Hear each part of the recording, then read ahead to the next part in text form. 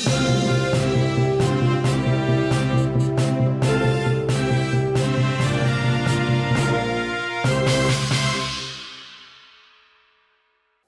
Capital TV की special report देख रहे हैं आप और मैं हूं आपके साथ दिव्या सिंह। दुनिया भर में इस समय इजराइल और फिलिस्तीन दोनों देशों के मध्य चल रहे युद्ध की चर्चाएं तेज है। इजराइल और फिलिस्तीन के बीच चल रहे युद्ध के बाद देश के प्रधानमंत्री नरेंद्र मोदी ने इजराइल का समर्थन किया है। वहीं दूसरी ओर देश में कुछ ऐसे लोग भी हैं जो फिलिस्तीन के आतंकी संगठन हमास का समर्थन करते नजर आ रहे हैं। उसके लिए भारत में प्रदर्शन और रैली भी होने लगी है। इसी मुद्दे पर अपनी बात रखी है सुप्रीम कोर्ट के वरिष्ठ वकील अश्विनी उपाध्याय ने और कई तरह के सुझाव भी दिए। देखिए क्या कुछ कह रहे हैं। हो रहा है इजराइल में और आतंकवादियों के समर्थन में रैली निकल रही है भारत में। आप जरा सोचिए, हमास के आतंकवादियों के समर्थन में भारत में रैली निकल रही है। जिन हमास के आतंकवादियों ने इजराइल के बच्चों को किडनैप किया है, रेप किया है, मर्डर किया है, सीधे सीधे गला काटा है, एक एक उनका टुकड़ा काटा है, छोटे छोटे बच्चों को पिंजरे में किडनैप करके रखा हुआ है, उन आतंकवादियों के समर्थन में भारत में रैली निकल रही है। ये जो रैली में है आपको दिख रहे हैं ना, ये आतंकवादी से कम नहीं है। आतंकवादियों से ज्यादा खतरनाक होती है आतंकी सोच। ये कल के आतंकी ही हैं जो रैली में घूम रहे हैं। इसलिए मैं कह रहा हूं, आतंकवादियों का लोग जो समर्थन करते हैं भारत में, उनको भी आप आतंकवादी मानिए। और मैं सरकारों से निवेदन करता हूं, ऐसे आतंकवादियों के समर्थकों के खिलाफ एनएसए लगाइए, नेशनल सिक्योरिटी एक्ट लगाइए, यूएपीए लगाइए, इनके खिलाफ देशद्रोह की धारा लगाइए, इनके खिलाफ वेजिंग वॉर की धारा लगाइए, सेक्शन 121 इंडियन पिनल कोड का। इनकी 100% प्रॉपर्टी जब्त करिए, इनके घर पे बुलडोजर चलाइए, तब इनके होश ठिकाने आएंगे। ये जो आतंकवादियों का समर्थन कर रहे हैं इकट्ठे होके, इनके खिलाफ गैंगस्टर एक्ट लगाइए। और ये तो हुआ आतंकवादियों के जो सोच है उसको रोकने वाली बात। लेकिन आतंकी सोच आ कहां से रही है? आतंकी सोच इसलिए आ रही है भारत में क्योंकि यहां आक्रांताओं के नाम पे, आतंकवादियों पे नाम पे सड़क मोहल्ले गलियां हैं। जो कुछ आज हम देख रहे हैं इजराइल में, इससे ज्यादा खतरनाक भारत में हो चुका है। हमारी माताओं बहनों ने इसलिए जौहर कर लिया था, वो आतंकवादियों के हाथ में नहीं आना चाहती थी। इसलिए जब भी बाबर, हुमायूं, तुगलक, गोरी, गजनी के सैनिक उनको पकड़ने जाते थे, वो आग लगा लेती थी। औरंगजेब के सैनिक जाते थे तो आग लगा लेती थी। सिख पंथ किस लिए बना था? गुरुओं को किस तरीके से विभत्स तरीके से काटा गया था। यह शीशगंज गुरुद्वारा किस लिए बना हुआ है? इसके बावजूद आज भी भारत में आतंकी सोच खत्म नहीं हुई है। हमने कुछ नहीं सीखा, हमने इतिहास से कुछ सीखा ही नहीं। हम उस गजनी, गोरी, तुगलक, हुमायूं, बाबर, औरंगजेब के नाम पे भारत में सड़क बना के रखे हैं, मोहल्ले बना के रखे हैं, गलियां बना के रखे हैं, जो हमास के भी आतंकवादियों से ज्यादा क्रूर थे, जो आईएसआईएस के आतंकवादियों से ज्यादा वहशी दरिंदे थे। उनके नाम पे हमने भारत में सड़क, मोहल्ले, गलियां बना रखा है। आज तक उनको खत्म नहीं किया। और जब हम खत्म करने की बात करते हैं कि गुलामी के नाम हटाइए, तो लोग कहते हैं तो कम्युनलिटी है। गुलामों का समर्थन करना, आतंकवादियों का, वहशी दरिंदों का समर्थन करना, औरंगजेब, बाबर, हुमायूं, तुगलक, गोरी का समर्थन करना भारत में सेकुलरिज्म कहलाता है। खत्म करिए इसको। गुलामी का नाम हटाइए, गुलामी का निशान हटाइए, गुलामी की भाषा हटाइए, गुलामी की परंपरा हटाइए, गुलामी के रीति रिवाज को कंप्लीटली बैन करिए, नफरत सिखाने वाली किताबों को कंप्लीटली बैन करिए।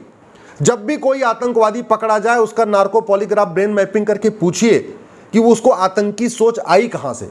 वो अपने आप बता देगा कि मदरसे में पढ़ता था और ये किताब पढ़ता था, सीधे सीधे बताएगा। पूरी दुनिया में जहां भी मदरसा है वहां शांति नहीं है, जहां मदरसा है वहां अशांति है, जहां मदरसा है वहां बदहाली है, जहां मदरसा है वहां बम विस्फोट हो रहा है। भारत में मदरसे की कोई जरूरत नहीं। समान शिक्षा लागू करिए, 10वीं तक यानी 16 साल तक सभी भारतीयों के लिए 1 नेशन 1 सिलेबस, 1 नेशन 1 करिकुलम लागू करिए। न कोई विदेशी किताब पढ़ेगा, न कोई विदेशी भाषा में बोलेगा, न कोई विदेशी रीति रिवाज अपनाएगा, न कोई विदेशी परंपरा अपनाएगा। सब कुछ भारतीय उसको करिए, मैंडेटरी करिए। कुछ नहीं विदेशी कर सकता। चीन ने किया है, इसलिए चीन में शांति है, समृद्धि है, खुशहाली है। भारत में झूठा पाखंड चल रहा है ह्यूमन राइट का, इसलिए भारत में आतंकवादियों के समर्थन में रैली निकल रही है। ये जितने पर्सनल लॉ खत्म करिए, देश में 1 नेशन 1 सिविल कोड लागू करिए, एक नागरिक संहिता लागू करिए जो सबके लिए हो। एक शिक्षा संहिता लागू करिए जो सबके लिए हो, एक दंड संहिता लागू करिए जो सबके लिए हो, एक पुलिस संहिता लागू करिए जो पूरे देश में एक जैसी हो, एक न्यायिक संहिता लागू करिए जो सबके लिए, सारे दुनिया के पूरे भारत के जज एक तरीके से फैसला देना शुरू करें। अभी भी जज मन मर्जी अपने मन चाहे अपने विचारों के हिसाब से फैसला देते हैं। कानून घटिया है। आज भी हमारे तहसीलों में जो काम होता है उर्दू फारसी में होता है।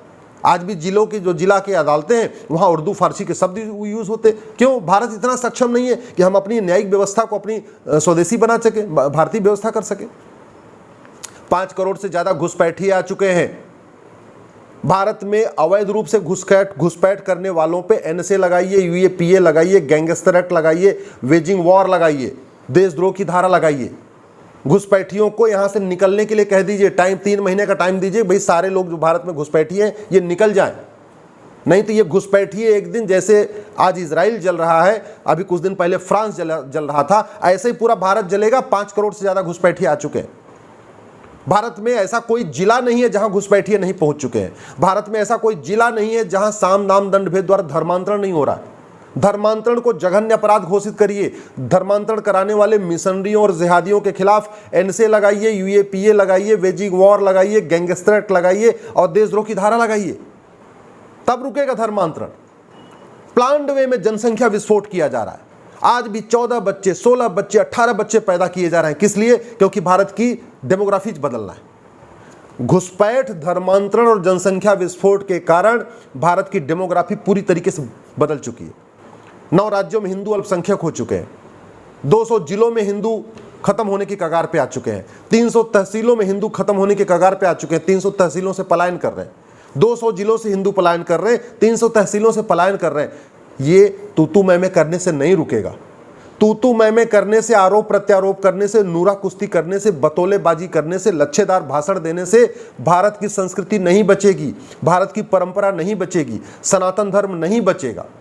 सनातन धर्म को अगर बचाना है तो कठोर कानून बनाना पड़ेगा। जनसंख्या विस्फोट रोकने के लिए कठोर कानून, धर्मांतरण रोकने के लिए कठोर कानून, घुसपैठ रोकने के लिए कठोर कानून, एफसीआरए को खत्म करना पड़ेगा। सारे जिहादियों और मिशनरियों को विदेशी फंडिंग हो रही है, या तो हवाला के जरिए हो रही है या तो एफसीआरए के जरिए हो रही है। जो हवाला में पकड़ा जाए उसको फांसी दीजिए।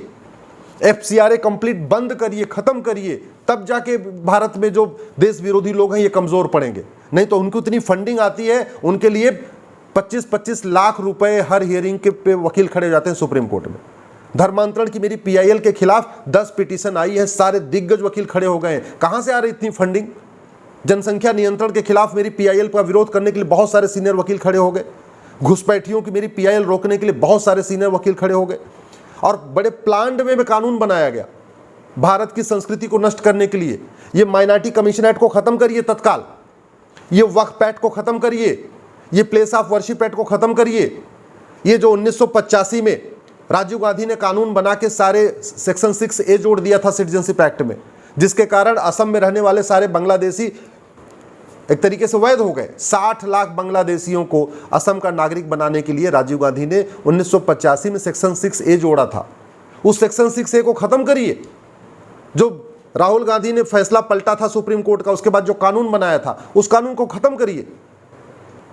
राजीव गांधी और नरसिम्हा राव के द्वारा जितने भी कानून बनाए गए थे देश के खिलाफ, जैसे राजीव गांधी ने 1985 में सेक्शन 6A जोड़ दिया सिटीजनशिप एक्ट में घुसपैठियों को भारत का नागरिक बनाने के लिए। 1986 में उन्होंने सुप्रीम कोर्ट का फैसला पलटा साहबानो केस का, वो कानून आज भी चल रहा है। नरसिम्हा राव ने 1991 में प्लेस ऑफ वर्शिप एक्ट बनाया, वह कानून आज भी चल रहा है। नरसिम्हा राव ने 1992 में माइनॉरिटी कमीशन बनाया, समुदाय विशेष को विशेष फायदा देने के लिए और हिंदुओं को, हिंदू जैन बौद्ध सिख को आपस में बांटने के लिए कानून आज भी चल रहा है।